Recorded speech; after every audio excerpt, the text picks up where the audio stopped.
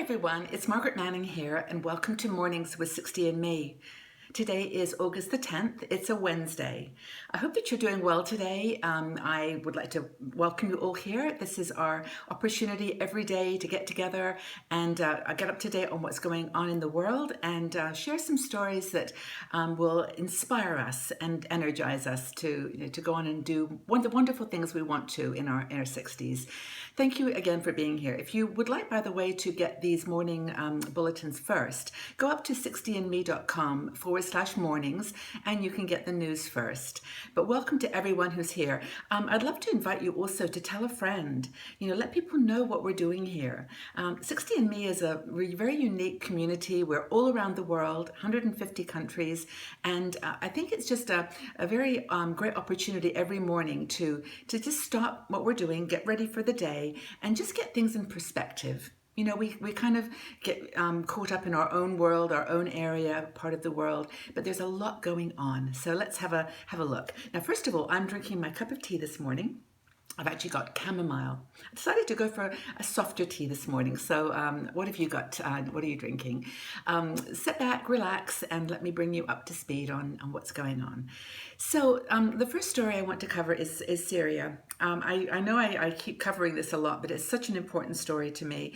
The battle for Aleppo continues, and the situation is getting very, very dramatic. There's a humanitarian crisis there in Syria, and at the moment Aleppo is dealing with 40-degree weather, 40 degrees centigrade weather. They have got no running water for 4 days now. There are about 2 million people in this city. And it's become the kind of the breaking point for government forces and the rebel fighters.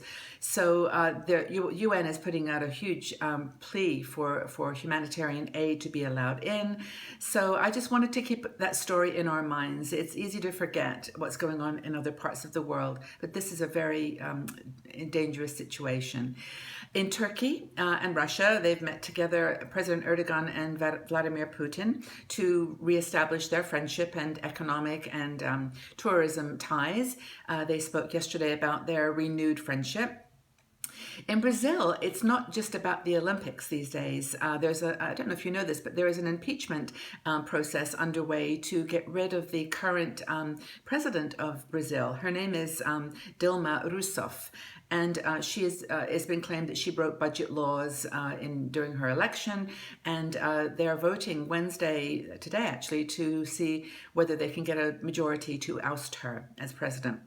And in Brazil, all they need is a majority vote. So that's happening in the Senate. The weather around the world is causing complete chaos. Mexico is still reeling and recovering from Hurricane Earl. And in in Ecuador, there was an earthquake yesterday near the capital, Quito. And I don't believe there were any casualties, but it really shook the city and left parts of it without electricity for some time. So hope everyone's okay down there. I know we have women in Venezuela, so please let us know how you are. Mother Nature continues to batter other parts of Europe. In Portugal, there's huge forest fires. It was California last week, and now it's Portugal. And there's about 100 fires currently underway, and the firefighters are trying to cover them all. There's an area in Portugal, it's very beautiful, called Porto. And in Porto, there's 32 different fires just in that area. And it's a port town, but it's obviously these fires just get out of control with the winds that come in off the ocean and high temperatures. So let's just hope that all that is okay and that the firemen are all right. It's a really tough job. In India, there are floods. The floods have been going on now. The rain is, of course, the monsoon rainy season, but the floods have been going on for weeks. And many, many people have lost their lives and millions have been displaced. So in India, we've got friends. I have personally got friends there. I hope you're all doing okay. I know it's very tough. It's especially in the north around Assam and even up into Nepal. And actually in Rajasthan, there's been flooding too. Bihar is another part of India that's affected. It's really one of my favorite places in the world, and I hope that everyone's okay. Another story from India, which is interesting, is there's been a woman, her name, I always forget her name, but it's someone who's been on hunger strike for 16 years. Her name is Irma Sharmila, and she has been on hunger strike for 16 years to protest what she considers government injustice and violence against certain ethnic groups. She's been force-fed for 16 years, trying to make her case. And she's now decided that she's going to end her hunger strike. And yesterday she ate a little bit of honey for the first time, the first food in 16 years. And she's now going to get into politics. This is her new strategy for influencing and putting her case forward for things she believes in. A couple of other stories in Germany. This is just one. I haven't read too much about it today, but in Germany, they have arrested a very senior level ISIS operative. And this is quite dramatic because they found that he was actually planning some attacks at the end of August when the football season begins in Germany. So they've got him under arrest now and checking out, what's going on and what the plans were. So, this continues all the time around the world, but Germany seems to be particularly impacted. I cover stories about the Olympics. What would a news show be without the Olympics these days? So much going on, but I'll just give you some highlights, and there are a few. The first one I think is beautiful is a lady called Rafaela Silva. She is Brazilian. She won their first gold medal, and she won it in judo.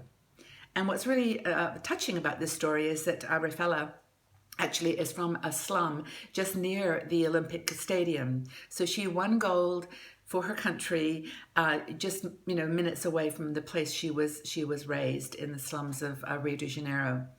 A couple of shock things that have happened is Serena Williams, tennis star, has been eliminated from the Olympics. She lost yesterday to a Ukrainian tennis player. And Michael Phelps, of course, everybody was watching and waiting to see how he would do. And he has now won his 21st gold medal and in the men's swimming relay. He's got other swimming competitions, and I'll bring you up to speed tomorrow. But he is just the ultimate athlete. He had his wife and baby there with him and hugging them. Super emotional guy, and he was up on the podium to receive the gold medal, tears in his eyes. It was quite dramatic, and so it should be. They work so hard. The USA women's gymnastics team is amazing. They won their gold yesterday. And a lady called Simone Biles is just amazing. I watched some videos of her, incredible. They're all just superb, but she is quite special. And finally, Katie Ledecky, another American athlete, won her second gold, and she's doing great in freestyle swimming. So that's it. Now, the Olympics for me, I only recently started getting involved in paying attention. But I was reading a story about the Olympics historically, and there were some really funky, funny sports that had been celebrated been played in the Olympics over the last 50 years. And I'm going to we'll have a little quiz here, just a little fun. I'm going to just read for you 6 sports that were definitely played in the Olympics at one time. And I'd like you to guess, as we're going along, which are the 2 that have survived and are going to be played in Rio. There's going to be competitions in Rio. Okay, here we go. These are the 6. There's more, but 6. Solo synchronized swimming, rope climbing, trampoline, roller hockey, tug of war, or race walking, speed walking. So of those 6, which ones do you think were eliminated and which ones are going to be in Rio? Well, I won't keep you in suspense because it's interesting. The 2 that are actually going to be competitions in this year's Olympics in Rio are trampoline and race walking. All the others went by the wayside. Tug of war didn't make it through. I think they finished in 1992. But these are just amazing to show how the Olympics have evolved. I think it's so interesting. So that's my Olympics update. I wanted to do one final story for you about something that I know we talk about all the time in 60andMe, and just give a shout out to someone who's doing an amazing job with this area. There's a discussions always about how we age where we live when we are older and maybe need some care, or just want to be with someone else, some other people. What is the future of nursing homes, retirement homes? And there is a man, a doctor in the States. His name is Bill Thomas. I've spoken to Bill about 60 and Me and what we're doing here, had a great conversation, and he is remarkable.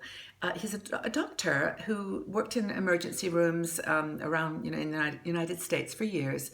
And in the 90s, 1991, decided to leave the ER, the emergency room, as a doctor, and to become medical director of a nursing home. And this was in upstate New York. And Bill Thomas is a very interesting man. He's very outspoken, very creative, and he's very strong principles. So he started managing this nursing home and was just so depressed at how everybody was not enjoying their lives. They were just unhappy. And also there was just a lot of people being dying unnecessarily early, and just there's a loneliness aura. So he actually decided he was going to liven up the place, and he brought in a couple of dogs, some cats. I think he said 100 parakeets. I don't know if that's true, but he said a multitude of plants, and he set up a flower garden and a vegetable patch. And he transformed this nursing home. And this is about 25 years ago. And of course, the statistics were that deaths were reduced, people were living longer, people were enjoying their time, they were having fun, there was more social activity. And so Bill Thomas became a real advocate for positive aging, especially in nursing homes and retirement homes. And so he now is traveling around the United States, encouraging people to not be stressed about aging, but basically getting old is not a bad thing. He is a spokesman for this. And so he does a tour around the States now. It's called, what's it called? Age of Disruption Tours. And he has his big bus. He goes from place to place, does performances. He has people helping and contributing to set up in a city and have in a convention hall or a hotel, and just have a conversation about aging, positive aging. And he is now on this tour in the States. I think he's around the Colorado, Kansas, Texas area right now. But if you can just check online and check for Bill Thomas, I'll leave the link. It's drbillthomas.org, billthomas.org. And he, I think he's just a great role model for us. And just nice to know there's someone out there shouting out for aging being something that we can enjoy and thrive. So thanks, Bill, for the work that you do. Now, of course, we've got people in our community who are doing great things as well. And a couple of days ago, I started a new feature in Mornings with 60 and Me, and it's my kind of 60 and Me Woman of the Day. And I'm asking you if you want to be featured in terms of just something you've done in your 60s that you always wanted to do, and that you're doing it now and enjoying your life and want to inspire others. Just leave your comments in the section below. And every day I'll choose someone to feature. So my person today that I'd like to feature is a woman called Dorina Flores Laird. Dorina I'll read her story because it's really great. At 57, Dolores became a Zumba instructor. She says she loves the magic and the benefits that the music and the exercise bring to people. Her classes are hour-long, high-energy Zumba. She also does a Zumba Gold for older women or women recovering from an illness. And then she does a Zumba Gold Chair in nursing homes. So Dorina is a Zumba teacher. She's now 61. She lives in High Wycombe in Buckinghamshire in United Kingdom, in England. And she says her students range from 12 to 100 years. So Dorina, you are our 60 and Me Woman of the Day. You are doing something in your 60s that is obviously fabulous for you and helping others as well. So congratulations, and just thank you for being here. Thank you for being part of our community. And so that's my stories for today. Please, if you would love me to feature you, just a little bit of detail, 3 sentences on what you're doing in your 60s. That would be fantastic. So, I think we're ready to close for the day. Have a really good Wednesday. I hope that you have something great planned. Again, go up to 60andme.com/mornings to be notified about the news first. And I have a question for you, which I'd love you to answer. And again, very simple question. I would just like to know how you keep fit in your 60s. Do you do Zumba? Dancing of any kind, walking, bicycling? Do you do yoga? Do you do I don't know, anything, fencing? What kind of exercise do you do? So the question for the day is, what do you do to keep fit in your 60s? I love to read your comments and joining the conversation, and thank you again for being here. Have a fabulous day, and I'll see you again tomorrow for Mornings with 60 and Me. Bye for now.